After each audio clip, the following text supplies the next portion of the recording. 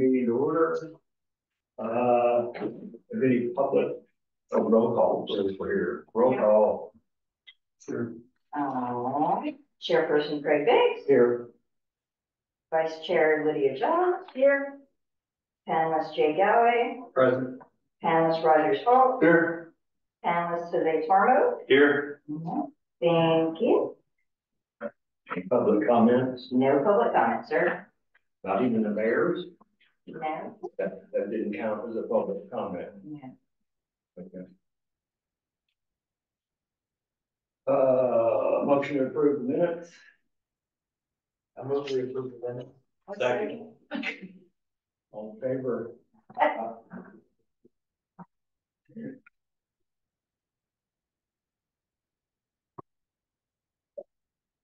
Did you want to do a roll call vote or do you want to do a show of hands? Show of hands is fine. Did we do that? Yes, you can. Okay. The mayor's done. Do you have a report, Linnea? No, I don't. You don't? Nothing for Mr. Jones? Oh,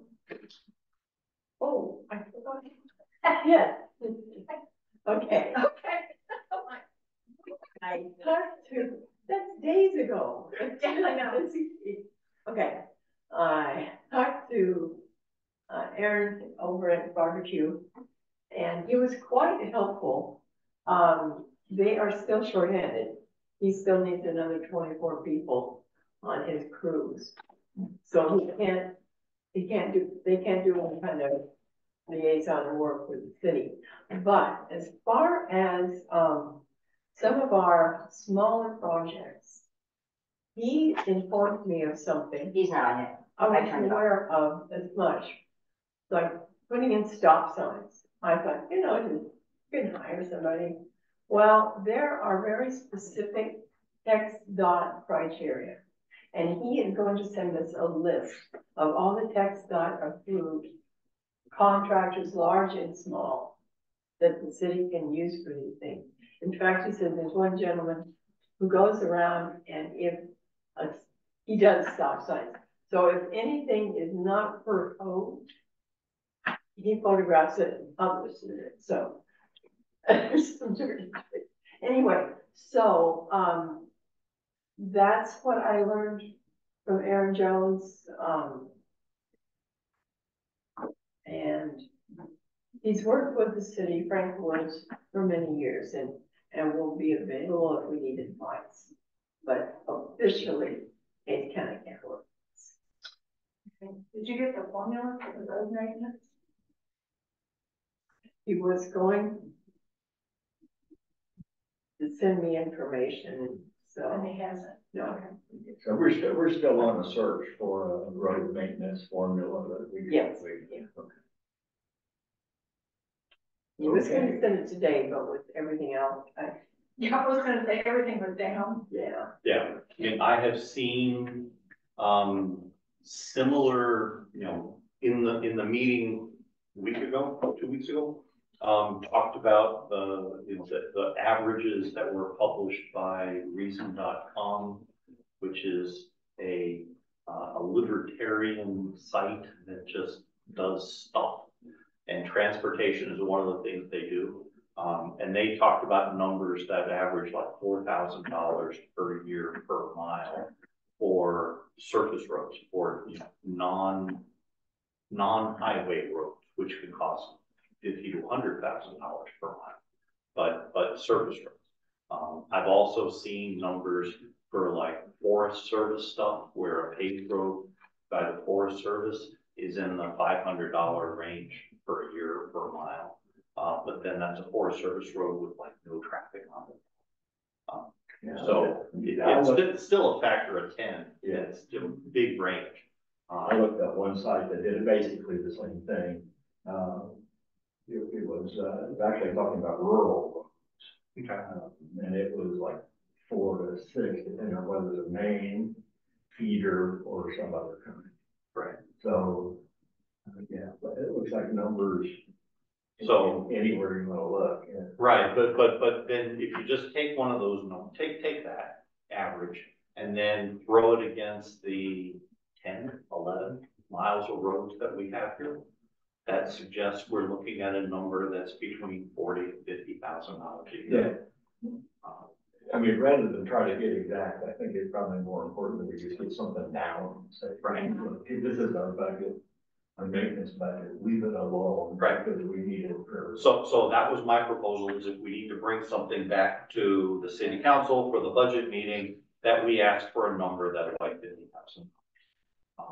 Recognizing that these are new roads, but there's the next issue that we are gonna have to deal with, because that's gonna be an expensive side project. I was thinking of the order of 75 is what I would do. That's fine. Or probably, yeah, give it a little fluff in there. Okay, so, Because something's gonna happen that's gonna be a big, Well, and you know, look what's happening right now.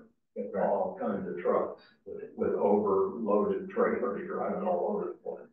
that's true, yes, or, you know, a giant pallet of roof shingles coming through our neighborhood. Yes. And guess where half of those are right off the edge, and there goes the edge of your roof. It happens. So let's, Okay, so we're actually on item 4 in this discussion. Sorry. That's okay. We jumped ahead. that's I great. just wanted to let Craig know.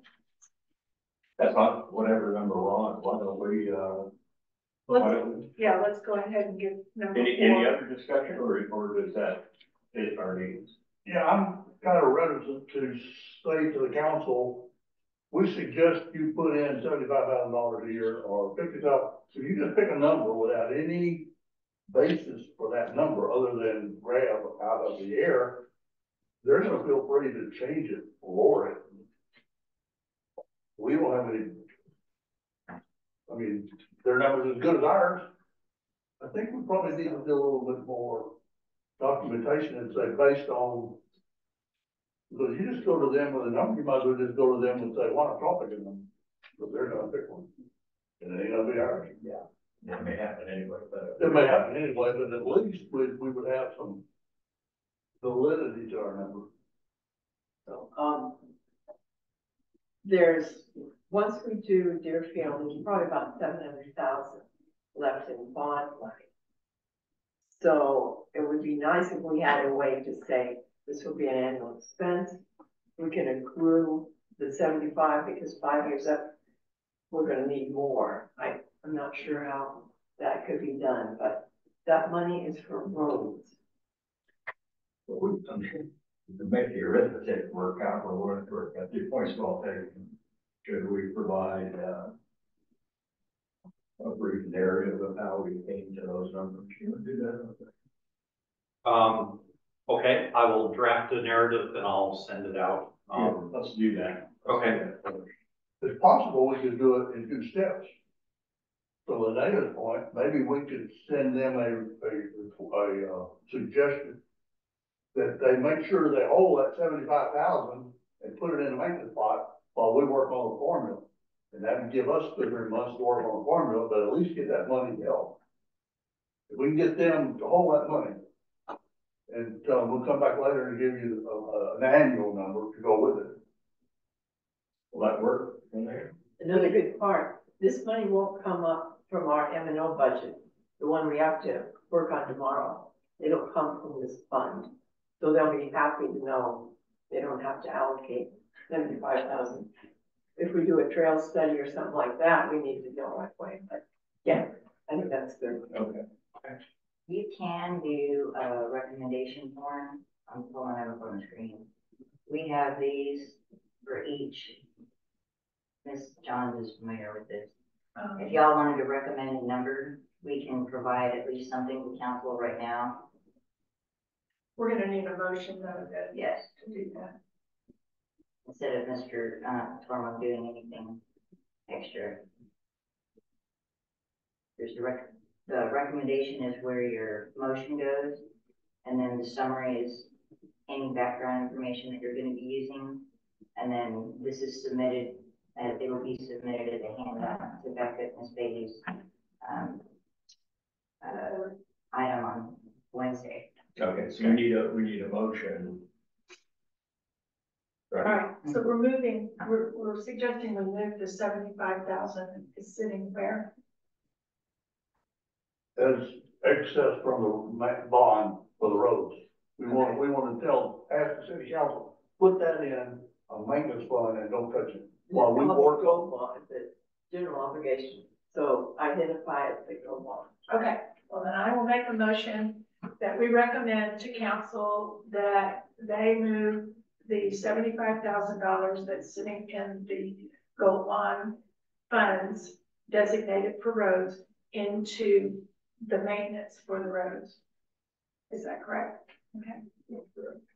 And I would also mention that while the INM committee works on a formula for subsequent years.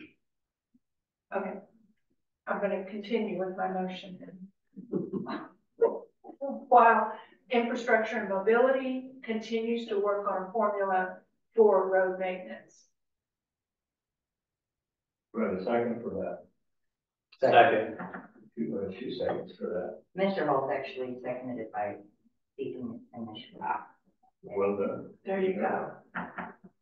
You get to have them. And if you want to do the roll call vote, Okay. I mean, show of hands vote. Go ahead and vote. All in favor? Very good, thank you. Nay, no votes.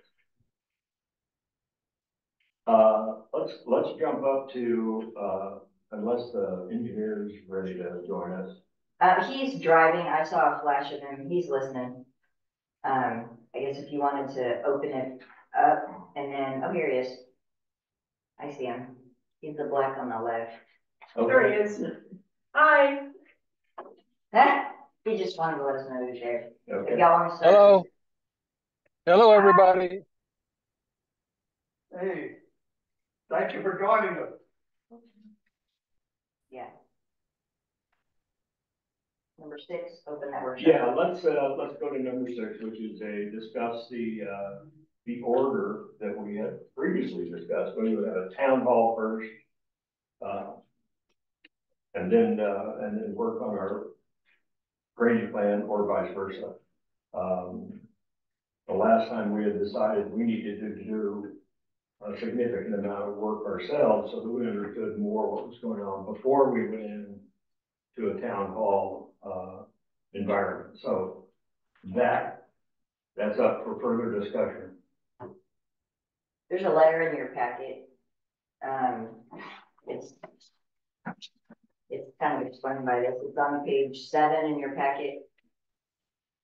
An email from Mr. Turk as to why this is coming up again.